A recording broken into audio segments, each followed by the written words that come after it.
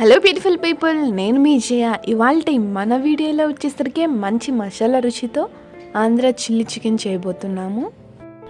ఇలా ఆంధ్ర చిల్లీ చికెన్ని చేశారంటే రుచి చాలా బాగుంటుంది. ఇంకా ఆలస్యం లేకుండా ఈ రెసిపీ ఎలా తయారు చేయాలో ఈ వీడియోలో చూసేద్దాం. మనం ఈ చికెన్ కర్రీ చేయడానికి ఇక్కడ నేను 1.5 kg దాకా చికెన్ తీసుకొని బాగా కడిగిన తర్వాత ఇప్పుడు ఇందులోకి 1 టేబుల్ స్పూన్ సాల్ట్ యాడ్ చేస్తున్నాను. అలాగే ఇందులోకి 1/2 స్పూన్ పసుపు, 3 స్పూన్ల నిమ్మరసాన్ని వేసుకొని బాగా కలుపుకోవాలి. ఇలా చేయటం వల్ల పీసెస్ అనేవి చాలా జ్యూసీగాను చాలా టేస్టీగాను వస్తాయి. ఇలా కలుపుకొని ఒక అరగంట సేపు పక్కన పెట్టుకుందాం. ఇప్పుడు ఒక జార్లోకి ఒక 10 పచ్చిమిర్చి దాకా తీసుకోండి.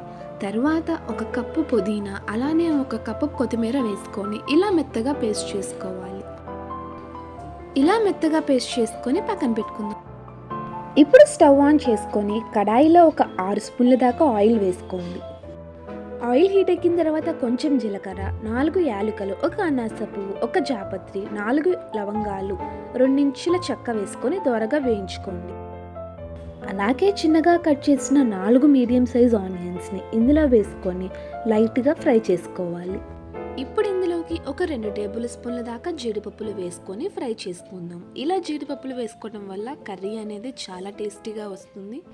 ఇలా ఆనియన్స్ లైట్గా ఫ్రై అయిన తర్వాత ఇప్పుడు ఇందులోకి ఒక 3 టేబుల్ స్పూన్ల వరకు అల్లం వెల్లుల్లి పేస్ట్ వేసుకొని పచ్చివాసన పోయేంత వరకు ఫ్రై చేసుకోవాలి. ఇప్పుడు ఇందులోకి మనం ఉప్పు, పసుపు, నిమ్మరసం కలిపి పెట్టుకున్న చికెన్ని వేసుకొని ఆయిల్లోనే ఒక 6 నిమిషాల దాకా ఫ్రై చేసుకోవాలి. ఇలా చికెన్ అనేది హై ఫ్లేమ్లోనే ఒక 6 నిమిషాలు ఫ్రై చేయటం వల్ల చికెన్ పీసెస్ అనేవి సాఫ్ట్గా అవుతాయి. ఇలా ఒక 6 నిమిషాలు చికెన్ని ఫ్రై చేసుకున్న తర్వాత ఇప్పుడు ఇందులోకి 1 స్పూన్ గరం మసాలా, 1 స్పూన్ ధనియాల పొడి, అలానే 1 స్పూన్ చికెన్ మసాలా, అలాగే 1 స్పూన్ కారం, మనం ముందుగా గ్రైండ్ చేసి పెట్టుకున్న పచ్చిమిర్చి, పుదీనా, కొత్తిమీర పేస్ట్ని వేసుకుందాం. ఇలా కలిపేటప్పుడు మంటని లో ఫ్లేమ్లో పెట్టుకొని బాగా కలుపుకోండి. ఇలా ఒకసారి కలుపుకున్న తర్వాత ఇప్పుడు ఇందులో రుచికి సరిపడా సాల్ట్ని యాడ్ చేసుకుంటున్నాను.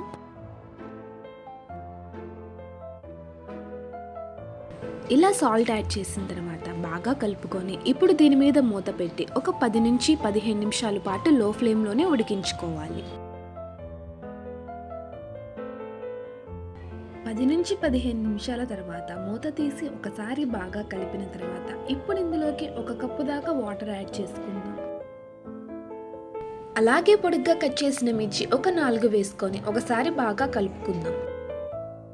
ఇప్పుడు దీని మీద మూత పెట్టుకొని ఒక 10 నిమిషాల పాటు ఉడికించుకుందాం. ఒక 10 నిమిషాల తర్వాత మూత తీసామంటే చికెన్ అనేది పర్ఫెక్ట్గా ఉడికింది. ఇప్పుడు ఇందులోకి చివరగా కొంచెం కొత్తిమీర వేసుకొని ఒకసారి కలుపుకొని స్టవ్ ఆఫ్ చేసుకుందాం. అంతే, ఎంతో రుచికరమైన ఆంధ్ర చిల్లీ చికెన్ కర్రీ తయారైపోయింది. ఈ రెసిపీని మీ ఇంటికి చుట్టాలు వచ్చినప్పుడు ఒకసారి చేసి పెట్టి చూడండి, అందరూ మిమ్మల్ని మెచ్చుకోవాల్సిందే. మీకు ఈ వీడియో నచ్చినట్టయితే లైక్ చేయండి, షేర్ చేయండి, సబ్స్క్రైబ్ చేయండి.